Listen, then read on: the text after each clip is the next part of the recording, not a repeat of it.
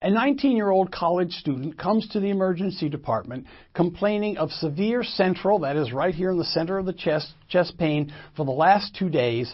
It worsens whenever she takes a deep breath or when she lies down. The personal history, there's no previous cardiac history. She's a vigorous exerciser 4 times per week for the last 2 years with no symptoms during or after exercise.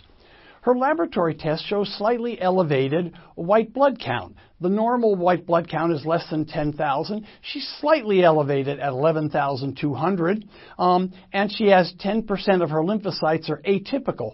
Atypical lymphocytes imply a viral infection, and she has a slightly elevated blood troponin, troponin being one of the parts of the myocardial machinery, contractile machinery. When the heart's injured, troponin is released into the bloodstream. It can happen with a heart attack, can happen because there's a car accident where the heart is bruised, or for many other things that can damage the heart. So, what's critical in this history? First of all, persistent chest pain, which is pleuritic. It's worse when she takes a deep breath and worse when she lies down. And the laboratory is suggesting an infective or an inflammatory process. And here's her electrocardiogram. Please look at it and see what you believe is abnormal about this cardiogram.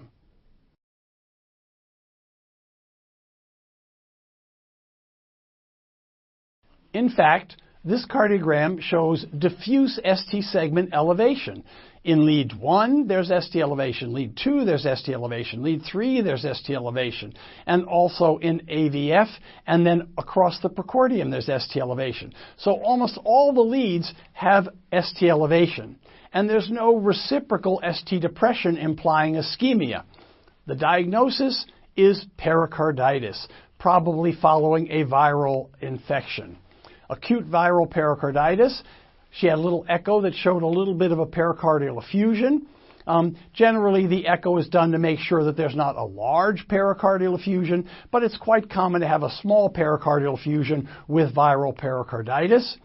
Turns out there were no major findings of too much fluid on the echo. If there were a lot of fluid, it can sometimes compress the heart and decrease the blood pressure, and we would have to drain the fluid. And the treatment is nonsteroidal anti-inflammatory such as indomethacin or ibuprofen and colchicine as well. And generally the patients do extremely well over the next week or 2.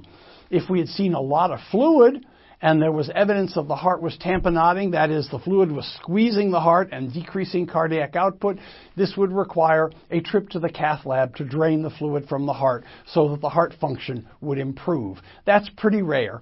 Almost always we're able to handle this with the drugs.